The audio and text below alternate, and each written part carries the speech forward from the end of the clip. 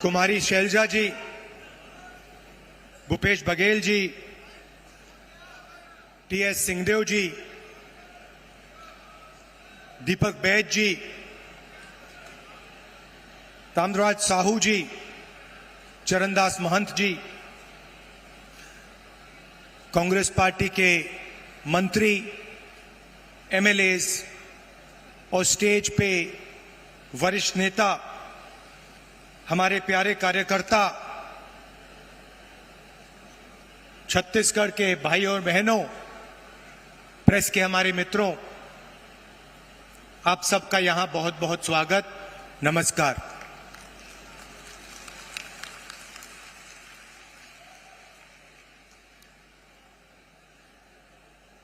बिलासपुर आकर आज मुझे काफी खुशी हो रही है।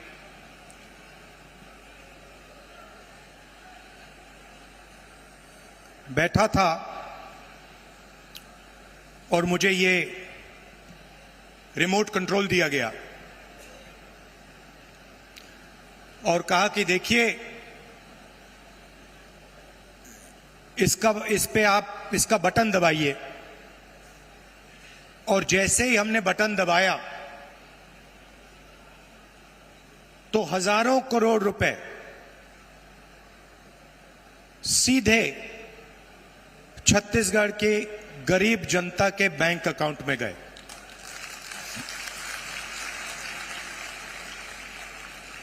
ग्रामीण आवास न्याय योजना में तकरीबन 50,000 लोगों को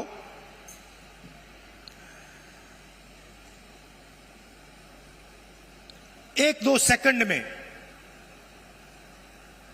बैंक अकाउंट में पैसा मिला। पीएम आवास योजना में जो हिंदुस्तान की सरकार की जिम्मेदारी है,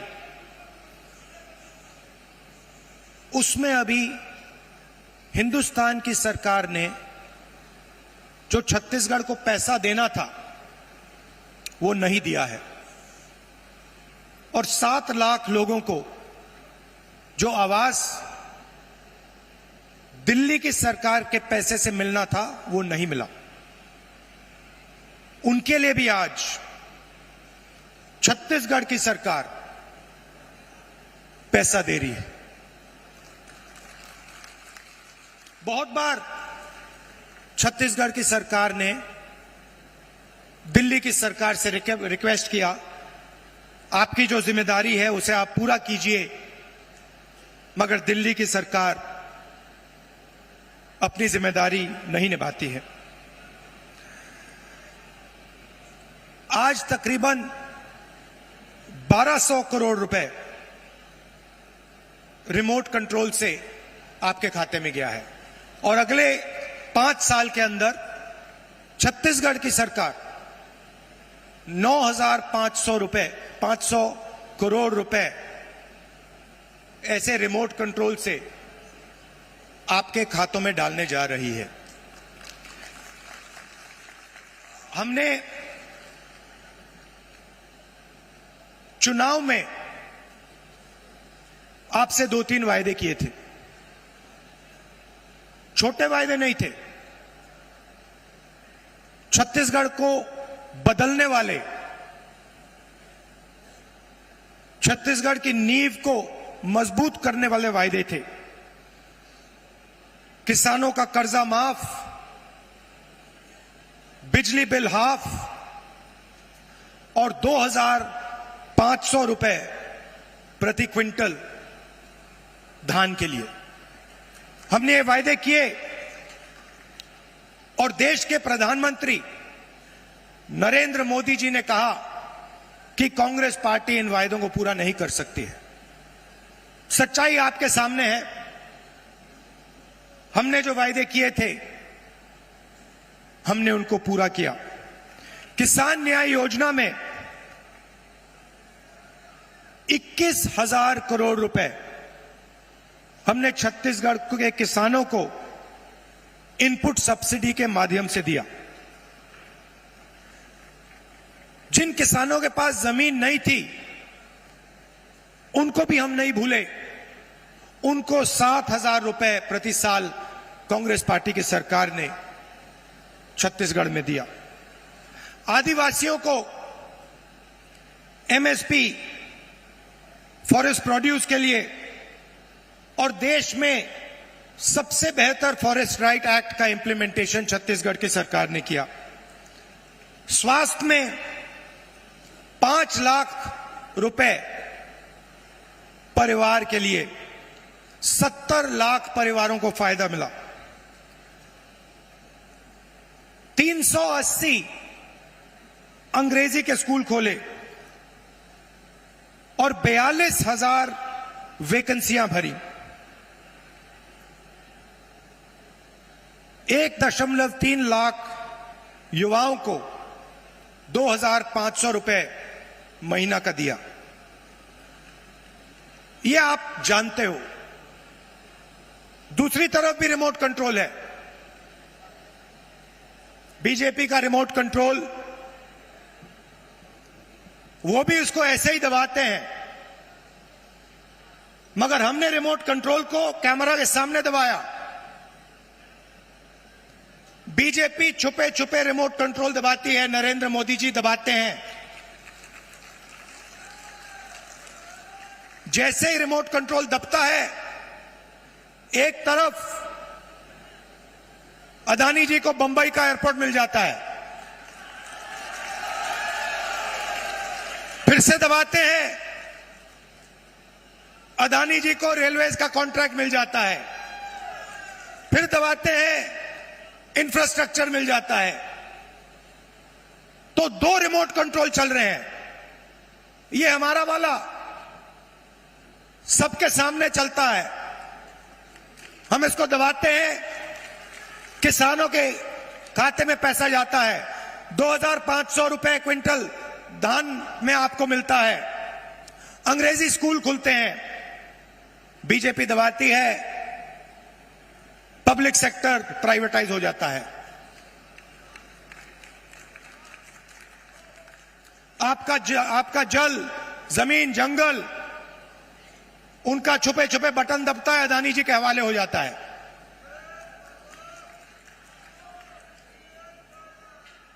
तो 2 तरीके के रिमोट कंट्रोल हैं। अब मैंने उनके रिमोट कंट्रोल के बारे में पार्लियामेंट में बात उठाई। मैंने नरेंद्र मोदी जी से पूछा कि मोदी जी, आपका अदानी जी के साथ क्या रिश्ता है? डिफेंस में अदानी जी को पूरा का पूरा फायदा, पोर्ट्स में पूरा फायदा, एयरपोर्ट्स में पूरा फायदा। आपने 5 किसानों के कानून, काले कानून बनाए, उसमें उनको फायदा देने की कोशिश की। तो मैंने उनसे पूछा, नरेंद्र मोदी जी, आपका रिश्ता क्या है? उनके हवाई जहाज में आप जाते हो, रिश्ता क्या है? जवाब मिला, मेरी लोकसभा की सदस्यता रद्द कर दी।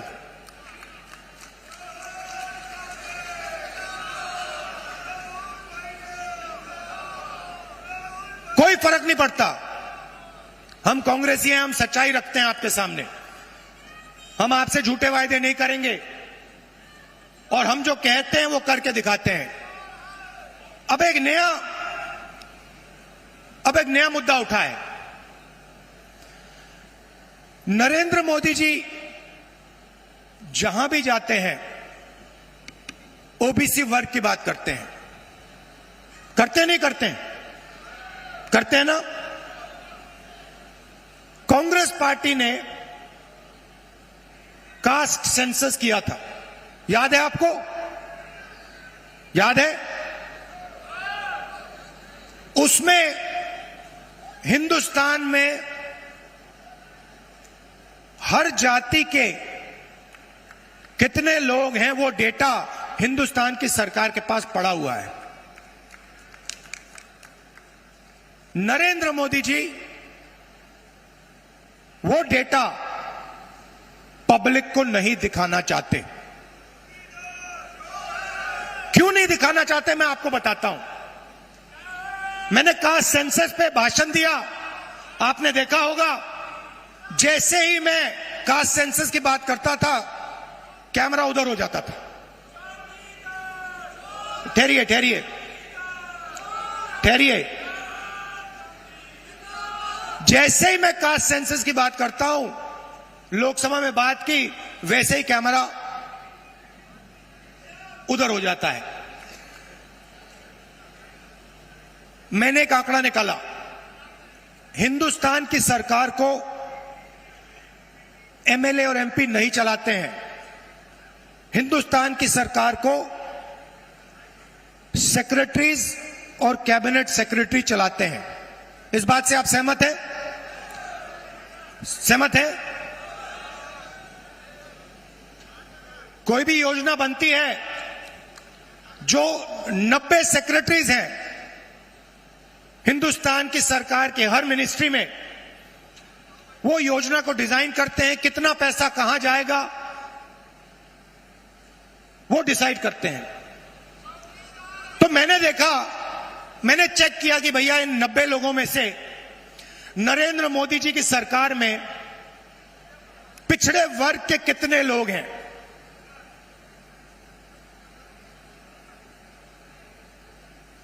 आप हिल जाओगे। 90 लोगों में से सिर्फ 3 लोग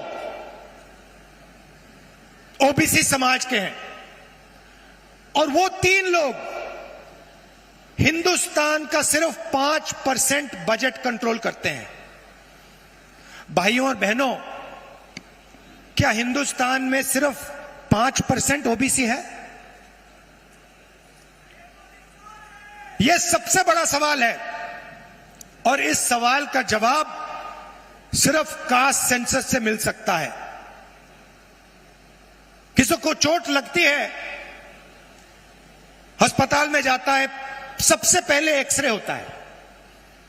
पैर में चोट लगती है, डॉक्टर एक्सरे करवाता है, कहता है भैया देखते हैं क्या हुआ है, कैसी चोट लगी है, पैर टूटा है या नहीं टूटा है। भाइयों और बहनों, कास्ट सेंसस हिंदुस्तान का एक्सरे है। इससे पूरे देश को पता लग जाएगा कि ओबीसी कितने हैं, दलित कितने हैं, आदिवासी कितने हैं, महिलाएं कितने हैं, जनरल कास्ट के लोग कितने हैं। और एक बार यह डेटा हिंदुस्तान की जनता के हाथ में होगा तो फिर देश सब लोगों को लेकर, सब लोगों को भागीदारी देकर आगे चल पाएगा। अब मैंने ये सवाल लोकसभा में पूछा, नरेंद्र मोदी जी से पूछा कि आप कास्ट सेंसस से डरते क्यों हो? कास्ट सेंसस का डेटा सबके सामने रख दो, जो आपकी सरकार की सच्चाई है, आप हिंदुस्तान की जनता को दिखा दो, डरो मत। मगर नहीं, उनके मंत्री कहते हैं हमारे ओबीसी के विधायक हैं, ओबीसी के सांसद हैं, और उन्हीं सांसदों से आप लोकसभा में बात करो, वो आपसे कहते हैं कि भैया देखो हमारे से कोई कुछ पूछता नहीं है, हम कुछ बोल नहीं सकते, हमें तो यहां मूर्ति जैसे रखा हुआ है। असली निर्णय हिंदुस्तान के सेक्रेटरी लेते हैं, ब्यूरोक्रेट लेते हैं, नरेंद्र मोदी जी लेते हैं। तो अगर ओबीसी को भागीदारी देनी है, दलितों को, आदिवासियों को, महिलाओं को भागीदारी देनी है, तो कास्ट सेंसस करवाना ही पड़ेगा।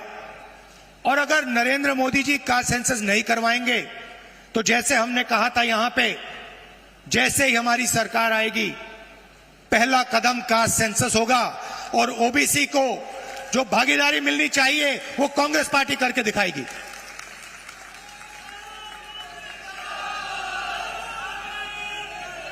आप सब यहां आए, दूर दूर से आए, हमारी बात सुनने आए, आपने अपना कीमती समय हमें दिया, इसके लिए दिल से बहुत बहुत धन्यवाद। और एक बात मैं कहना चाहता हूं, एक बात कहना चाहता हूं। देखिए, कांग्रेस पार्टी जहां भी सरकार चलाती है, चाहे वो राजस्थान हो, हिमाचल हो, छत्तीसगढ़ हो, कर्नाटक हो, हम जनता की सरकार चलाते हैं। कर्नाटक में हमने 5 वायदे किए, ऐतिहासिक वायदे।